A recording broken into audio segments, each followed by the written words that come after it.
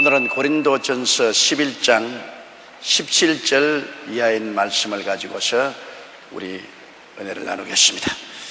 고린도전서 11장 17절 다 같이 읽겠습니다. 내가 명하는 이 일에 너희를 칭찬하지 아니하나니 이는 저희의 모임이 유익이 못되고 도리어 해로움이라. 바울 선생께서는 이 고린도 교인들이 모여서 함께하는 것이 유익되지 못한 것에 대한 후징을 하고 있는 것입니다. 여러분, 우리 예수 믿는 사람들은 자꾸 모이라고 하는데요. 주일날 모이고, 그 다음 수요일날 모이고, 또 구역 예배로 모이라. 주님이 오실 날이 가까운 걸 볼수록 더 모이라고 하는데, 오늘 이 고린도 교회에서는 그들의 모임이 오히려 유익이 되지 못하고 해가 되는 것에 대해서 꾸짖고 있는 것입니다.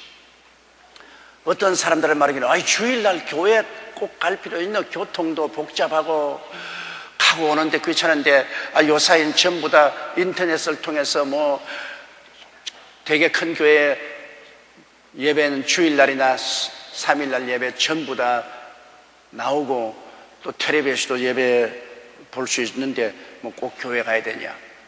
난 집에서 그냥 인터넷 통해서, 그렇지 않으면 텔레비를 통해서 예배 드린다. 그래 턱 안락에 이제 편안히 앉아가 이렇게 해서도 이거 앉아서 볼 거 있나만 누워서 보자. 누워서 턱 하품 하히 하면서 그러다 끝나면 예배 잘 봤다.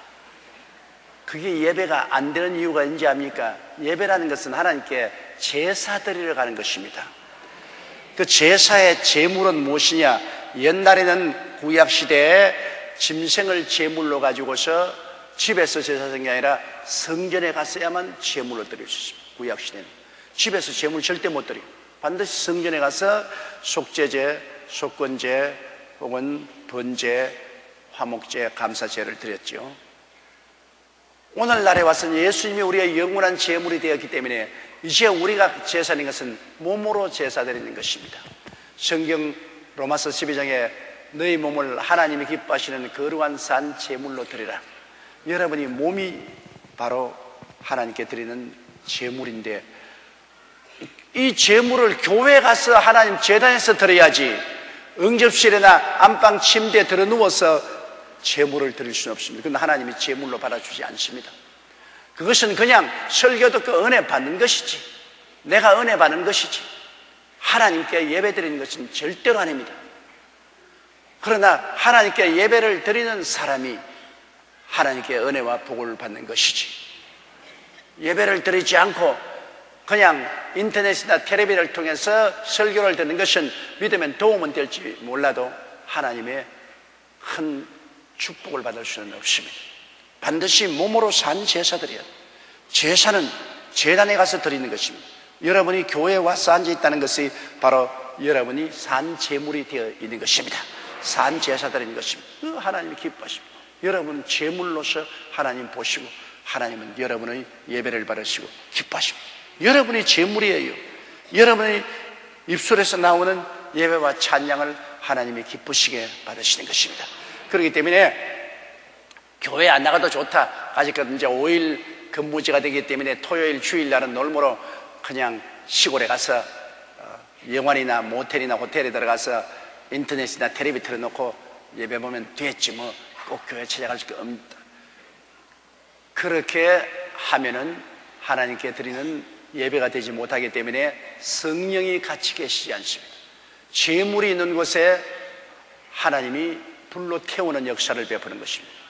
성전에 가서 내가 제물로 내 몸을 드릴 때 성령이 역사하는 것이지, 그렇지 않은 데는 성령의 역사가 일어나지 않으므로 서서히 신앙이 식어져 버리고 세수가 되어버리고 마는 것입니다. 그렇기 때문에 반드시 우리는 주일 교회에 와서 제물이 되어야 되고, 또 3일날 예배 드리는 것도 이처럼 교회에 와서 여러분 제물이 되는 것이 하나님이 기뻐하시는 것입니다. 정 교회에 못 나오는 것 형편이 되었으면 그때는 인터넷이나 텔레비를 통해서 예배를 드리는 것이 안 드리는 것보다는 낫죠. 안 드리는 것보다는 낫습니다. 그러나 최선의 예배는 아니라는 것을 알아야 되는 것입니다. 18절요.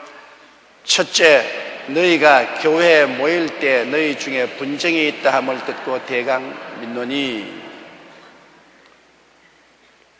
교회에 모이면 분쟁이 있다. 여러분, 사람 모이면 분쟁이 있어요. 교회도 모이면은 분쟁이 있기 마련인 것입니다. 왜냐하면 교회 모이는 사람들이 다 연령층도 다르고 사회 계층도 다르고 그리고 교육도 다르고 성격도 다릅니다. 그런 분들이 한 자리에 모여가지고 서 있으니까 서로 다 경쟁 상태에 들어가게 되죠. 근데 교회가 다른 데보다 다른 것은 교회는 예수 그리스도의 사랑과 성령의 하나됨의 역사가 있기 때문에 다른 모임과 다른 것입니다. 다른 모임에는 서로 모여서 서로 회장하겠다, 부회장하겠다, 총무하겠다, 각 부서 책임지겠다 이래서 서로 경쟁을 하지만은 교회는 예수 그리스도의 십자가 사랑으로 말미암아 남을 나보다 낮게 여기고 남의 의견을 존중하고 또 성령의 은혜 가운데서 하나 되게 한 것을 힘차게 지키려고 하는 그런 노력이 있기 때문에 우리가 될 수 있으면 분쟁을 하지 않고 하나로 지내려고 애를 쓰는 것입니다. 그러나 그렇지 않은 교회는 모임이 있으면 분쟁으로 갈라지는 교회가 많습니다. 당회가 갈라지고 재직회가 갈라져 있고 남선교회는 남선교회대로 여성교회는 여성교회대로 뭐 권사회는 권사 안수사 다 파당을 만들어가 갈라져가지고 서로 밀고 땡기고 그래서 교회가 은혜롭지 못합니다. 왜냐하면 분열되어 있는 곳에는 반드시 마귀가 역사하거든. 하나 되게 하는 성령의 역사에 있는 곳에는 하나님의 은혜가 역사하지만 분열된 곳에는 반드시 마귀의 역사입니다. 왜냐하면 분열되어 있으면 서로 남의 약점을 자꾸 들춰내고 시기하고 질투하니까. 십계명 중에 내 이웃을 거짓 증거하지 마라 했는데 서로 큰 거짓으로 이웃을 파헤치고 거짓 증거하게 되고, 내 이웃을 탐하지 마라 했는데 이웃이 더 잘 되면 못되게 하려고 자꾸 탐하고 핥히는 이런 일을 하게 되거든요. 그러므로 모여서 서로 분쟁이 있고 서로 파당이 생기면은 성령의 역사는 사라지고 마귀의 일이 일어나고 은혜는 떨어지고 교회 부흥은 그치는 것입니다. 그렇기 때문에 교회에서 가장 중요하게 될 것은 예수 그리스도의 보혈로 구원을 받은 성도들은 성령의 하나 되게 하는 것을 힘차게 지켜야 되는 것입니다. 남을 나보다 낮게 여기고 오히려 내가 낮출지라도 언제나 하나 되게 하는 것을 힘차게, 하나 되는 곳에 하나님의 성령의 역사가 일어나죠. 그래서 이 고린도 교회 바울 선생의 편지한 것은 첫째는 너희가 교회에 모일 때 너희 중에 분쟁이 있다함을 듣고 대강 믿노라. 그럴 것이라고 믿는다. 19절요. 너희 중에 편당이 있어야 너희 중에 옳다 인정함을 받은 자들이 나타나게 되리라. 그 편당이 생기면은 보면 이제 올바른 사람들, 나쁜 사람들이 드러나지 않아요. 원래 성령의 하나 되게 했으면 좋은데 하나 되지 않고 결국 갈라지면은 여러분 올바른 편하고 바르지 못한 편하고 반드시 드러나게 되는 것입니다. 둘 다 나쁜 것은 별로 없어요. 갈라지면 어떤 편은 좋고 어떤 편은 나쁜 편이에요. 제가 오랜 목회 생활하면서 가정 분쟁을 많이 다뤄봤는데요, 부부간에 문제가 생겨서 호소하는 걸 가만히 들어보면 남편 말만 들어보면 100번 남편 말이 맞아요. 그런데 또 아내 말을 들어보면 100번 아내 말이 맞아요. 그래서 두 사람 함께 갖다 놓고 말을 해보면 어느 편이 더 옳고 어느 편이 그러다는 것을 알 수가 있어요. 그런데 이 이제 분쟁을 하고 여기 성경 말씀에 편당이 생기면 그 편당 중에 옳은 사람도 있고 잘못된 사람이 분명히 드러난다는 것입니다.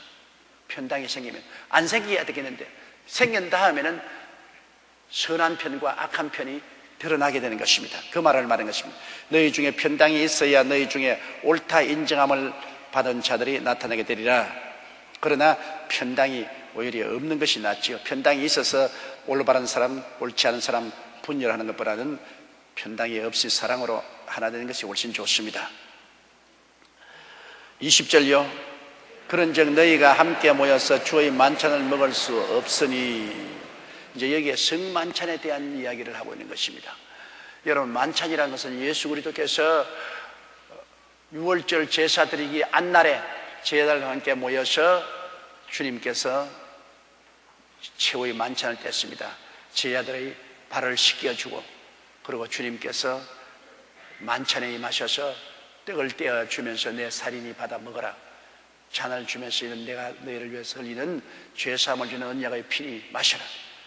우리 기독교회에서 가장 중요한 의식입니다. 이것은 예수 그리스도의 죽음에 동참하고 부활에 동참하는 것을 말하는 것입니다. 그리스도의 깨어진 몸을 먹고 그리스도의 몸에 참여, 피를 마시고 예수 그리스도의 보혈에 참여, 그리스도의 죽음에 동참하고 그리스도의 부활에 동참하고, 그래서 우리가 그리스도 안에서 하나가 되었다. 한 떡에 참여하고 한 피에 참여하니 우리가 모두 하나가 되고, 예수님이 십자가에서 대속을 통해서 주신 오중보험과 삼중 축복을 우리가 강하게 체험하고 받아들일 수 있는 기회가 되는 것입니다. 그런데 이제 이들이 고린도 교회에서 성찬 예식을 하는데 성찬 예식을 잘못하고 있어요. 이는 먹을 때 각각 자기의 만찬을 먼저 갖다 먹으므로 어떤 이는 시장하고 어떤 이는 취함이라. 그때는 성찬 예식을 교회 파티하고 겸했었습니다. 집집마다 음식을 가져와요. 부자들은 아주 좋은 음식에다가 잔뜩 포도주를 많이 가져오고, 가난한 사람들은 또 그렇게 좋은 음식은 아니지만 음식을 차리고 포도주를 적게 가져오고, 또 가난한 사람은 빈손 들고 와요. 음식이 없으니까 음식이나 포도주를 안 가지고 와요. 그래서 그들이 모여가지고서 식사를 같이 하면서 마지막으로 그것을 성찬 예식으로 끝을 맺히는 것입니다. 음식을 먹고 그 다음에는 포도주를 마시고 그것을 성찬 예식으로 대행을 시키는 것입니다. 이러다가 보니까 이게 엉망이 됩니다. 부자들은 좋은 음식을 가지고 와서 배불리 먹고 그냥 술을 잔뜩 마시고 취해가지고서 협고의 소리를 하고, 또 뭐 가난한 사람은 가난한 대로 또 음식도 먹고 포도주 마시는데, 아무것도 없는 사람은 철철 굶고 앉아 있어요. 다른 사람 먹는 거 입맛만 다시고 그러니까 이게 성찬 예식이 아니라 이거 완전히 갈등을 가져오고 위화감을 가져오고, 잘 부자들은 먹고 마시고 취하고 없는 사람은 배고프고 굶주리고 마음의 원망과 불평이 가득 찬 굉장히 잘못된 모임이 되었습니다. 그런 모임은 절대로 교회 가운데 있어서는 안 되겠지요. 교회 가운데서 먹고 마시는 것을 중심으로 해서 신앙생활을 해서는 안 되거든요. 먹고 마시는 것이 위주가 되면은 예배가 안 돼요. 교회는 우리가 마음을 다하고 뜻을 다하고 정성을 다하여 하나님 말씀을 듣고 기도하고 성령 충만하고 예배드리는 장소가 돼요. 먹고 마시는 것이 위주가 되어서는 안 되거든요. 고린도 교회가 문제가 생긴 것이 바로 그겁니다. 성도들이 교회 펠로십으로 오는데 그냥 오는 것이 아니라 집집마다 음식을 사서 와요. 음식을 사가지고 와요.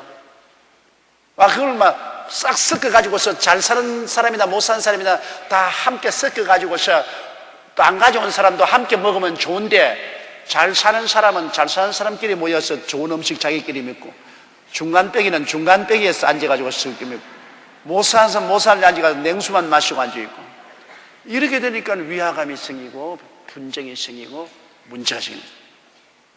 그러고 난 다음에 예수님께서도 최후의 만찬 때 떡을 떼 잡수시고 술을 포도주를 마셔서 그래서 최후 만찬이니까 우리도 이게 만찬이다. 우리 만찬이다. 우리 먹고 마시고 만찬이다. 그러나 이렇게 되니까 아예 그냥 예배가 엉망이 되는 것입니다. 배부른 사람, 취한 사람이 있는가 하면 배고픈 사람, 슬퍼하는 사람, 원망하는 사람이 생기게 되는 것입니다. 그래서 21절을 다시 한번 읽으십시다. 이는 먹을 때 각각 자기의 만찬을 먼저 갖다 먹으므로 어떤 이는 시장하고 어떤 이는 취함이라. 22절요. 너희가 먹고 마실 집이 없느냐? 너희가 하나님의 교회를 업신여기고 빈궁한 자들을 부끄럽게 하느냐? 내가 너희에게 무슨 말을 하랴? 너희를 칭찬하랴? 이것으로 칭찬하지 않노라.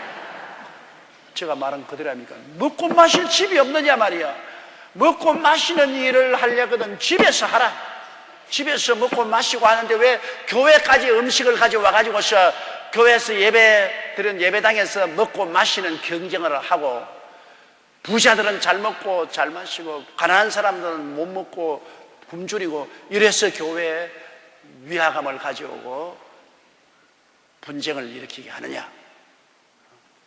어떤 사람은 배부르고 어떠한 사람은 시장하고, 이렇게 하는 것을 보고 내가 너희를 칭찬할 수 있겠냐?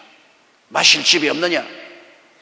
하나님의 교회를 업신여기고 빈궁한 자를 부끄럽게 하느냐?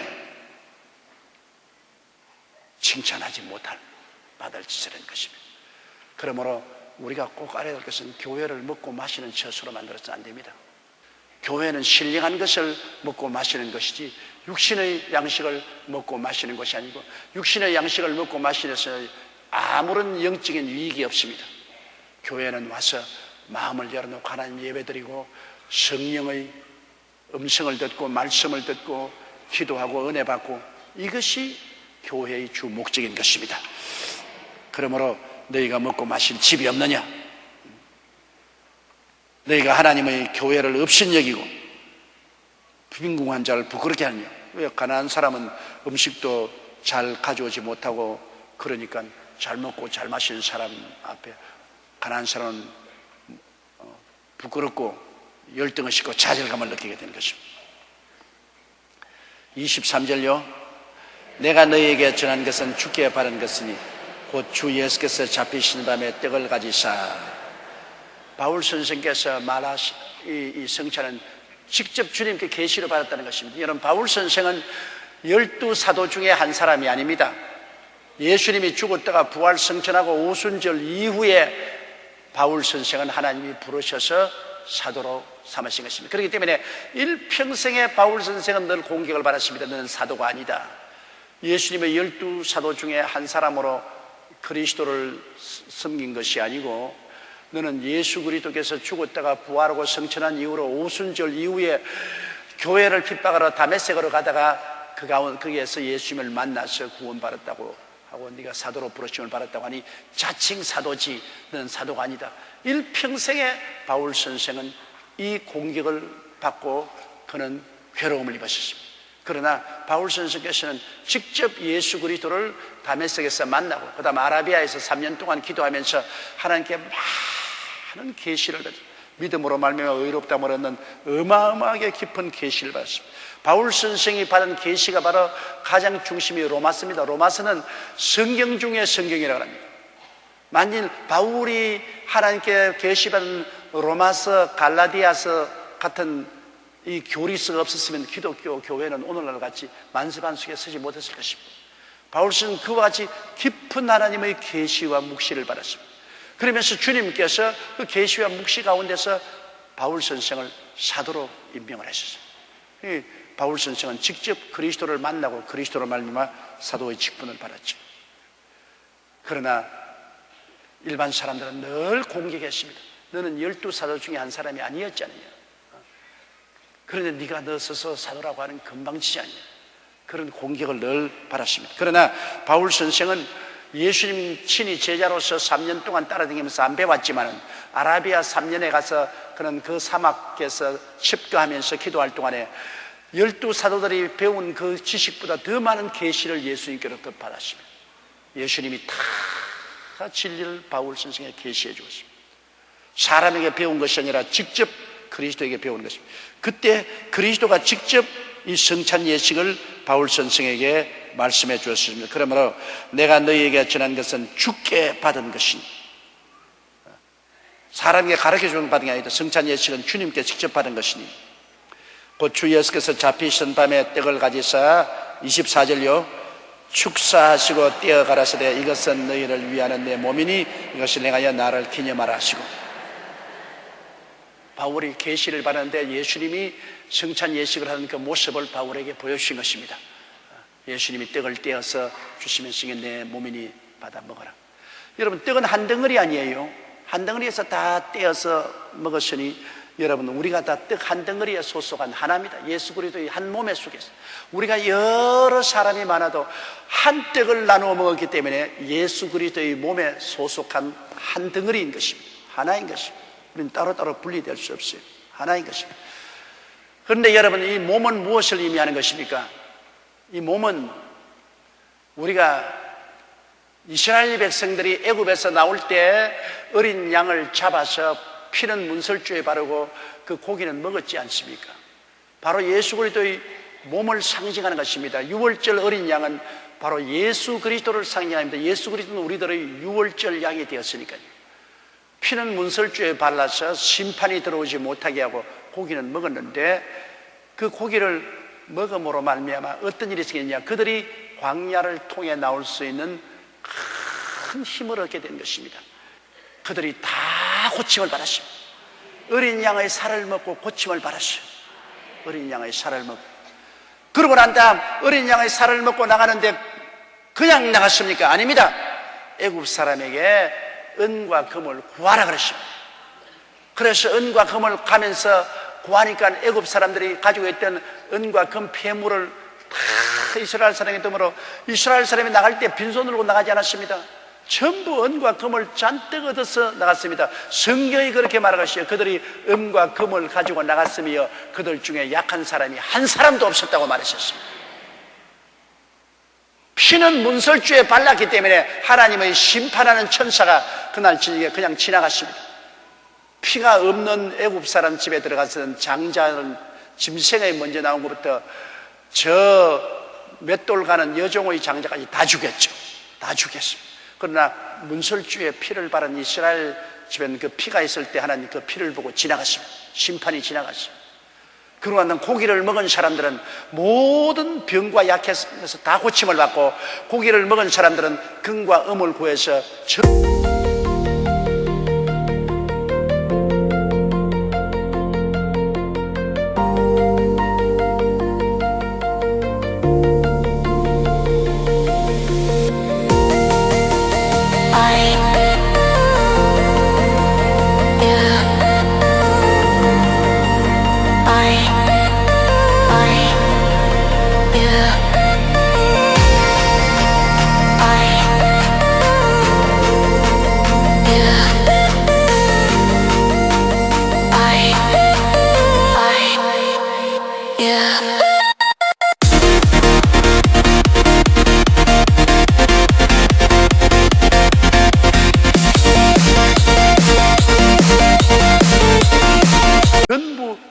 부자가 되어서 나가게 된 것입니다. 그러면 예수 그리스도의 몸을 상징하는 이 떡은 바로 여러분, 이 떡은 우리가 분별할 때 이것이 치료의 능력을 가지고 있는 것입니다. 그리스도의 살은 우리를 위해서 깨집니다. 제가 우리 연양 것을 친히 담당하시고 병을 짊어지고 가시다 제가 채찍에 맞음으로 너희가 나음을 입었도다. 야훼께서 저로 상함받기를 원하사 우리의 질고를 당케 했다고 말하는 것입니다. 그러므로 성찬 때 떡을 뗄 때는 여러분 꼭 알아야 할 것은 이 떡을 통해서 하나님께서 우리 병을 다 청산했다는 것을 알아야 돼요. 그리스도의 몸을 통해서. 그리고 그리스도의 몸을 통해서 또한 저주를 제하여 은과 금을 얻을 수 있게 만들어 주었다. 저주를 제하여. 갈라디아서 3장 3절 그리스도께서 우리를 위하여 저주를 받으면서 율법의 저주의 소리를 속량하시니 이는 기록된 바 나무에 달린 자마다 저주 아래 있는 자라 하십니다. 예수님이 나무에 달려서 몸이 찢어진 것은 우리의 저주를 담당했기 때문인 것입니다. 그러므로 그리스도의 몸을 먹을 때 여러분 알아야 될 것은 그리스도의 몸을 먹는 그 순간에 그 몸을 통해서 하나님의 치료의 약속이 우리에게 이루어지며 저주에서 자유와 해방을 얻고 아브라함의 축복과 형통을 주시는 언약이 이루어진다는 것입니다. 이걸 믿어야 돼요. 그냥 아무 의미가 없이 그냥 예수 그리스도의 몸된 그 살을 표시하는 떡을 그냥 콩 주워 먹듯이 주워 먹어가는 안 돼요. 그거를 손에 들었을 때 그 의미를 알아야 돼요. 이 살이 무슨 의미를 가지고 있는가. 그 다음 잔을 마실 때 그냥 훌쩍훌쩍 마실 거 아니에요. 이 잔은 여러분과 나를 심판해서 해방시켜 준 것입니다. 이 잔은 죄를 청산하고 이 잔을 통해서 죄의 뿌리를 뽑아버리고 마귀와 세속을 이겨버린 그리스도의 보혈의 능력입니다. 그 보혈이 있을 때 하나님의 심판은 지나가고 마귀와 세속은 우리를 떠나가게 되는 것입니다. 마귀와 세상이 떠나가고 하나님 심판이 떠나가고 용서와 의와 영광이 다가오는 놀라운 은혜인 것입니다. 그 보혈을 예수의 보혈입니다. 예수의 보혈은 적극적으로 여러분 두 가지 역사입니다. 하나님께 향하시는 용서와 의와 평강을 열어놓고 세상과 마귀에 대해서는 승리하고 마귀와 세상의 굴레에서 벗어나게 해주는 것입니다. 보혈을 의지할 때 그러므로 세상과 마귀는 떠나가고 하나님은 가차에 오셔서 용서와 의와 영광을 주시는 것입니다. 성찬은 알고 대해야 돼요. 성찬을 모르고 대하면 안 됩니다. 의미를 알아야 돼요. 왜 떡을 먹느냐, 왜 잔을 마시냐, 알고 진리를 알고 믿으면 진리를 알지니 진리가 너희를 자유케 하리라. 큰 축복이 와서 성찬을 통해서 영혼이 잘됨같이 범사에 잘됨에 강건하고 생명을 얻되 넘치는 역사가 일어나게 되는 것입니다. 성찬의 의미를 알고 성찬 떼는 것은 얼마나 성찬이 즐거운 것이고 놀라운 축복의 잔치인지 형언할 수 없는 놀라운 잔치인 것입니다. 우리 교회에도 그런 일이 있지 않습니까? 모 방송사 카메라맨이 물속에 있는 것을 촬영하기 위해서 물속에 들어가는 연습을 하기 위해서 푸르에서 산소통을 넣게 하며 카메라 두고 뛰어들어갔다가 머리가 푸르 밑바닥에 부딪혀서 목이 부러졌습니다. 그러가 하반신 마비가 됐어요. 하반신 마비가 됐어요. 물속에 들어가고 사람이 안 오니까 기다리다 보니까 나중에 떠오른데 보니까 완전히 하반신 마비가 됐어요. 그래 병원에 입원해놓고 내게 연락이 왔어요. 그 부모님이. 아버지는 예수를 잘 안 믿고 엄마만 열심히 믿는데 내게 연락이 왔어요. 아들이 하반신 마비가 되시니 목사님 기도해달라고. 그래 내가 이것은 아버지가 예수 믿지 않은 죄다. 아버지를 회개시키라. 이 자식이 뭐 어려우니까 두말하지 않고 회개하는 거예요. 그 자식에 대한 부모의 애정이란 끝이 없는 겁니다. 뭐 그렇게 부인 교회 간다고 핍박을 하고 대적을 하던 분이 자식이 그렇게 돼서 당신 죄 때문에 그렇다면 당신 회개 안 하면 자식은 평생 저렇게 못난다는 게 아니라 당장 교회에 와서 눈물을 흘리고 회개를 하고 그 다음 주일에 성찬 예배 날이었는데 여기서 성찬을 내가 가져가서 성찬을 주라 그랬어요. 성찬 떡과 성찬 잔을 담아가지고 그래 기도해주고 나는 전하로서 기도해주고 그러고 난 다음 그 성찬의 의미를 아들에게 가서 설명했습니다. 이 목 위에는 완전히 마비가 돼 눈알만 돌라요. 완전히 마비가 돼. 그래 이 성찬은 오늘 목사님께 축복받은 성찬인데 이 살은 치료와 축복을 의미하고 피는 하나님의 용서와 하나님의 축복을 의미하는 것이다. 그리고 성찬을 아들에게 주었습니다. 그 아들이 입만 살아있으니까 성찬을 받아서 먹고 그 성찬의 피를 마시고 그 길로 나와버렸습니다. 하나님의 기적입니다. 요 사이도 카메라 메고 뛰어다니고 있어요. 카메라가 무거운 겁니다. 즉 목이 신경이 끊어져서 하치마비가 된 사람이 성찬 떼고 난 다음 나와가지고서 지금 카메라 메고 뛰어다니고 있어요. 그 부모님은 우리 교회에 나와요. 성찬이 여러분 보통 큰 의미가 있는 것이 아닙니다. 그러므로 성찬 뗄 때 우리가 큰 은혜의 역사가 우리 속에 일어난 것을 우리가 알고 믿고 대하면 성령의 회오리 바람이 역사하는 것입니다. 그러나 성찬을 아무것도 모르고 성찬을 그냥 콩 주워 먹듯이 주워 먹고 그냥 홀짝 마시고 아무 유익도 없거니와 잘못하다가는 하나님의 심판을 받아 죽기도 합니다. 왜냐하면 하나님의 아들의 몸과 피를 망령되이 되하니까 하나님의 진노가 일어나서 심판해서 성찬 잘못되다가 죽은 사람 많습니다. 큰 축복임과 함께 잘못되면 반대로 사망을 가져올 수 있는 심판의 원인도 될 수가 있는 것입니다. 25절요. 식후에 또한 이와 같이 잔을 가지시고 가라사대 이 잔은 내 피로 세운 새 언약이니 이것을 내가 마실 때마다 나를 기념하시라. 새 언약 얼마나 좋습니까?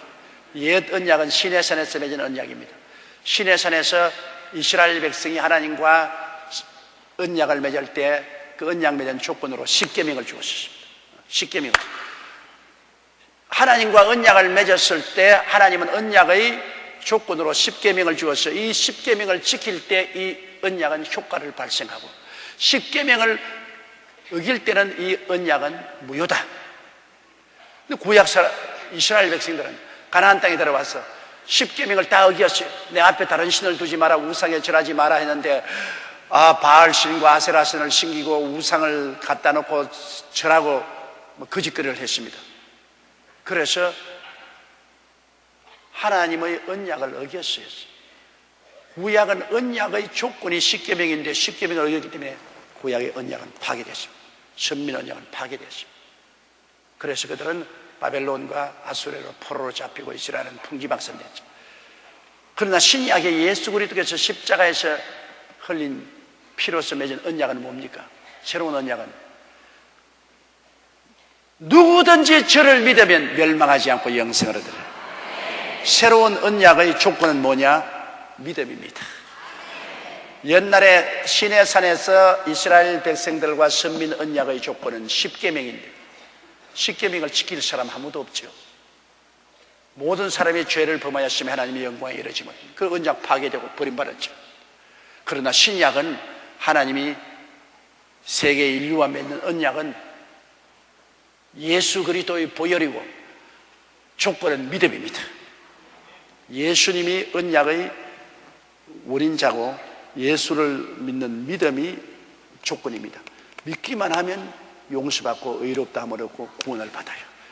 그러니 오늘날 여러분 새 언약의 중보 되신 예수님, 이 언약의 피, 하나님이 이 보혈을 통해서 믿기만 하면 구원받는 언약의 피를 흘리게 해주시니 이제는 얼마나 감사합니까? 이제는 여러분 우리가 믿기만 하면 구원 얻기 때문에 이제는 구원 못 받을 사람이 누가 있어요? 남녀노소 빈부 귀천할 것 없이 믿기만 하면 구원 받아요.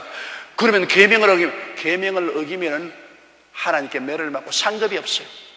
우리가 하나님의 계명을 지키고 하나님을 거룩하게 섬기면 그 다음에는 우리가 하늘나라에 상급을 받고 칭찬을 받아요. 그 계명을 어기면 하나님 성령이 떠나고 매를 맞고 우중을 들어요. 그러나 십계명의 구원의 조건은 아닙니다. 우리는 이제는 예수를 믿음으로 말미암아 구원을 받게 되는 것입니다. 물론 예수를 믿고 하나님을 섬기는 사람이 우상에 다른 신을 섬길 일도 만무하고 우상에 절할 일도 만무한 것입니다. 그건 만무하죠. 이러므로 새 언약의 피 얼마나 중요합니까? 이 피가 마음속에 큰 증거됩니다. 이 피를 마음속 문설주에 발라놓으면, 믿음으로 발라놓으면 심판이 지나가 버리는 것입니다. 사망의 심판이 지나가고 마귀와 세속이 지나가 버리고 우리는 그 보혈의 실크로드를 따라서 천당으로 올라가게 되는 것입니다. 피의 언약, 피의 언약 얼마나 귀한지 모르겠습니다. 구약은 언약을 맺고 짐승의 피를 흘리는데 우리 신약은 예수 그리스도 하나님의 아들의 피를 흘려서 언약의 도장을 친 것입니다. 그러므로 주님께서는 꼭 이것을 기념하라 그랬습니다. 기념하라. 떡을 먹고 잔을 마신 그리스도가 십자가에 못 박혀 몸을 찢고 피 흘린 것을 너희들이 항상 잊지 말고 기념하라. 이것이 우리 구원의 근본이기 때문에 이걸 잊으면 안 돼요. 늘 기념해야 돼요. 늘 기념해야 돼요. 그래서 우리는 그리스도께서 우리 위해서 십자가에서 고난당하는 그 충만한 은혜를, 그 깨어진 몸과 흘리신 보혈을 통해 주신 오중보험과 삼중 축복을 우리가 누려야 돼요. 오중 축복과 삼중 축복이 중요한 이유는 이 모든 것이 예수 그리스도의 깨어진 몸과 흘리신 피를 통해서 우리에게 주는 하나님이 충만한 은사이기 때문인 것입니다. 26절요. 너희가 이 떡을 먹으며 이 잔을 마실 때마다 주의 죽으심을 오실 때까지 전하는 것이야. 자, 이 떡을 먹으며 이 잔을 마실 때마다 주님이 십자가에 죽으신 그 위대한 은총을 오실 때까지 전도하는 가장 근본적인 하나님의 은혜가 됩니다. 왜? 십자가에 깨어진 몸과 흘리신 피를 통하여 첫째로 죄 용서와 의로움과 하나님의 영광을 받게 되지요. 둘째로 세상과 마귀를 물리치고 성령 충만과 천국이 임하지요. 셋째, 그 십자가를 통해서 치료와 건강을 얻지요. 넷째, 저주에서 해방되고 아브라함의 복을 얻지요. 다섯째, 예수 그리스도의 재림과 부활을 체험하게 되는 것이니, 이 성찬이야말로 그 내용이 주님 오시는 그때까지 우리가 전도하는 전도의 내용이 되는 것입니다. 우리가 전하는 오중복음이 되는 것입니다. 오중복음 한번 말해볼까요? 첫째로 용서와 의의 복음. 크게 따라하세요. 용서와 의의 복음. 둘째로 성령 충만과 성결의 복음. 셋째로 치료와 건강의 복음. 넷째로 아브라함의 축복과 형통의 복음. 다섯째로 부활과 영생 복음. 여러분, 이 오중복음이 다 어디서 나옵니까? 그리스도의 깨어진 몸과 흘리신 피에서 나온 것입니다. 그러므로 너희가 이 떡을 먹으며 이 잔을 마실 때마다 주의 죽으심을 오실 때까지 전하라. 그 내용을 전하라. 그 내용을. 성찬 그냥 먹고 마시고 하지 말고, 먹고 마실 때 이 내용이 이 5가지 놀라운 하나님의 대속의 은총이 들어있고, 이 복음을 전하라. 결국 이 복음을 받아들여서 믿고 주님 중심으로 서게 되면 그 결과로 영혼이 잘됨같이 범사에 잘되며 강건하게 된다는 것입니다. 그러니 이 놀라운 은혜가 얼마나 큽니까? 27절요. 그러므로 누구든지 주의 떡이나 잔을 합당치 않게 먹고 마시는 자는 주의 몸과 피를 범하는 죄가 있느니라. 주님의 떡과 잔을 합당치 않게 먹어. 어떻게 합당치 않게 먹어요? 예수 안 믿는 사람이 와서 장난으로 남이 먹으니까 나도 먹고 마셔보자고 하는 것은 합당치 않게 하는 것이고, 또 예수 믿는 사람도 그 그리스도의 깨어진 몸과 흘리신 피의 의미와 고귀함을 알지 못하고 무의식적으로 무의미하게 먹고 마시는 것도 합당치 않게 먹고 마시는 거예요. 불신자가 장난으로 먹고 마시는 거예요. 신자이면서도 의미를 모르고 무의미하게 먹고 마시는 거예요. 합당치 않게 먹고 마시는 거예요. 그는 주의 몸과 피를 범하는 죄가 있는 거예요. 아유, 무서운 죄입니다. 깨어진 몸은 주의 몸이고 흘리지 않은 피합니다. 피를 합당치 않게 먹고 마심으로 주의 몸을 범하는 죄가 있습니다. 28절요. 사람이 자기를 살피고 그 외야 이 떡을 먹고 이 잔을 마실지. 그러므로 성찬을 떼기 전에 우리가 통성기도하는 일은 자기를 살피는 시간인 거죠. 내가 과연 예수를 구주로 모셨느냐, 예수를 내 구주로 모셨느냐, 내가 과연 이 떡의 의미를 내가 아느냐, 이 잔의 의미를 아느냐, 다시 한번 자기를 살펴보라는 것입니다. 살펴봐요. 믿지 않는 사람은 아예 자기 살펴고 안 믿는 사람 같으면 성찬에 참여하지 말아야 돼요. 또 예수를 믿기는 믿었으나 전혀 그리스도의 깨어진 몸과 흘리신 피의 의미를 알지 못하고 그게 중대성을 깨닫지 못한 사람은, 내가 살펴볼 때 나는 그 의미도 없고 깨닫지도 못하고 그 무엇 때문에 하는지 모르겠, 그런 사람은 성찬에 참여하지 말아야 돼요. 먼저 지식이 있어야 되고 그 다음 믿음이 있어야 돼요. 지식과 믿음이 없이 성찬에 대하면 안 되는 것입니다. 29절요. 주의 몸을 분변치 못하고 먹고 마시는 자는 자기의 죄를 먹고 마시는 것입니다. 와, 이거 무서운 것입니다. 주의 몸을 알지 못하고 먹고 마시면 죄를 먹고 마시는 것입니다. 이 죄의 값은 사망이니까 죽음을 먹고 마시는, 이게 생명의 양식이 되고 음료가 됨과 동시에 사망의 양식이 되고 음료가 될 수 있습니다. 성찬은 여러분 잘 떼면 살고 잘못되면 죽습니다.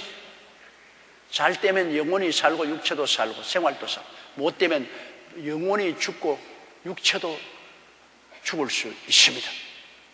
그러니까 성찬이라는 것이 생명과 사망의 갈림길에 서 있는 놀라운 하나님의 역사인 것을 우리가 알아야 되는 것입니다. 30절요. 이러므로 너희 중에 약한 자와 병든 자가 많고 잠자는 자도 적지 아니하니 그러므로 성찬의 뜻과 잔을 분별하지 못하고 불신앙을 가지고 무식하게 먹었다가 몸이 약해지고 포은 병들고 잠자는 것이 죽는 것입니다. 죽는 자도 많아요. 성찬 잘못되면 허약해지고 병들어지고 심판받아 죽기도 해요. 성찬 잘 되면 강해지고 병 낫고 생명으로 넘치게 되고, 그러므로 성찬이라는 것이 얼마나 귀중한 것을 알아야 돼요. 그렇기 때문에 반드시 성찬의 의미를 알고 믿음으로 우리가 성찬 떼야지, 의미도 모르고 믿지도 아니하고 그것을 장난으로 그냥 의식적으로 형식적으로 떼다는 약해지고 병들고 죽기까지 하는 것입니다. 31절 우리가 우리를 살폈으면 판단을 받지 아니하리니, 우리가 미리 우리 살펴서 우리의 잘못을 다 회개하고 우리 마음을 다스려서 정당하게 했으면 심판받지 않죠. 내가 모르면 성찬의 의미를 깨닫고 그러고 믿고서 나가고, 내가 안 믿는 사람은 회개하고 예수를 구주로 믿고 올바른 태도를 가지고 성찬을 떼면 판단, 심판 안 받죠. 올바른 태도로 자기가 스스로 살펴봐야 돼요. 그렇지 않으면 성찬 때리기 전에 내가 중대한 죄를 지었는데 그걸 감추고 회개하지 않고 성찬 받을 수 없으니까 내가 나를 살펴서 철저히 회개하고 돌이켜서 하나님 앞에 꾸중듣지 않을 마음을 가지고 성찬을 떼면 심판받지 않죠. 우리가 그리스도의 몸과 피를 먹고 마시는데 우리 마음이 깨끗한 마음으로 받아들여야지. 우리 마음이 더러운 마음으로 받아들인다는 것은 성찬을 존경하지 않는다는 의미인 것입니다. 신중하게 성찬을 받아들이지 않고 오니까 먹어보자, 마셔보자 이렇게 하는 것은 이건 굉장히 불성실한 죄를 짓게 되는 것입니다. 32절요. 우리가 판단을 받는 것은 주께 징계를 받는 것이니 이는 우리로 세상과 함께 죄 정함을 받지 않게 하려니. 판단은 뭐냐? 약하게 하고 병들게 하고 혹은 죽기도 하는데, 그건 왜냐? 그래서 회개시키기 위한 것입니다. 성찬 잘못되다가 약해지고 병들고 죽게 될 때는 회개해서 세상같이, 세상사 안 믿는 사람같이 지옥에 안 가도록, 그래도 회개하고 구원을 받게 하기 위해서 하나님이 징계하는 것입니다. 그대로 내버려두면 안 되니까, 잘못되게 성찬 떼고 그리스도의 몸과 피를 모독하는 죄를 지는 사람을 그대로 내버릴 수 없으니까 회개하라고 주님이 약하게 하고 병들게 하고 혹은 죽게도 만들어요. 회개 안 하면 죽죠. 그러니까 하나님이 징계를 때리는 것은 회개함으로 말미암아 안 믿는 사람처럼 멸망받지 않도록 깨닫게 하려고 주님께서 징계를 하는 것입니다. 그러면 우리가 비록 성찬뿐 아니라 우리가 살아갈 동안에 우리의 생활 환난이나 공고나 적시나 위험이나 기근이나 칼이나 여러 가지 어려운 일이 닥쳐오면 먼저 회개해야 돼요. 혹시 내가 하나님 범죄해서 잘못해서 이런 것이 징계로 오는 것이 아닌가 우리가 알지 못하기 때문에 회개해야 돼요. 우리가 고난당하면 야고보서에 너희 중에 고난당하는 이냐 저는 기도할 것이요 즐거워하는 자냐 찬양할 것이는데, 고난당하면 기도하고 회개해야 되는 것입니다.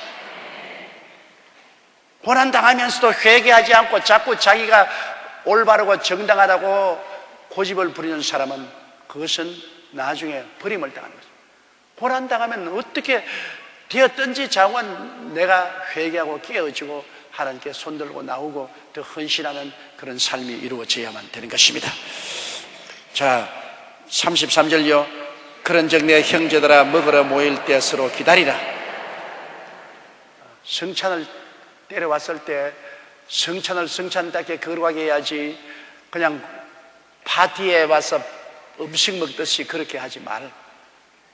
성찬을 인도하는 지도자를 따라서 기다려라. 그 다음 34절요. 만일 누구든지 시장하거든 집에서 먹을지니 이는 너희의 판단받는 모임이 되지 않게 하려 함이라. 그 남은 것은 내가 언제든지 갈 때에 규정하리라. 성찬을 성찬답게 떼야지 그걸 먹는 파티로 만들지 마라. 배고프거든 집에서 먹고 오너라, 집에서 마시고 오너라. 이게 성찬은 거룩한 그리스도의 몸과 피에 참여하는 예식이지 파티가 아니다. 그 성찬을 파티로 만들지 마라. 이제 우리는 지금 파티를 안 만들어. 우리는 성찬에 조그마한 떡 조각과 조그마한 잔을 마시니까 이거 가지고 뭐 배불릴 일도 없고 취할 일도 없습니다. 근데 고린도 교인들은 아예 그냥 식탁을 차려놓고 그냥 잔을 포도주를 갖다 놓고 그냥 막 먹고 막 마시고 이렇게 해서 성찬을 성찬답게 하냐고 파티로 만들었기 때문에 큰 오류를 범했습니다. 그래서 바울 선생이 이것을 교정시키는 것입니다. 배고픈 사람은 집에서 다 먹고 오고, 그리고 성찬을 뗄 때는 다 기다려서 성찬을 인도하는 사람의 지시를 따라서 떡을 떼고 잔을 마시고, 하나님께 심판받는 모임이 되지 말고 축복받는 모임이 되라고 말씀하신 것입니다.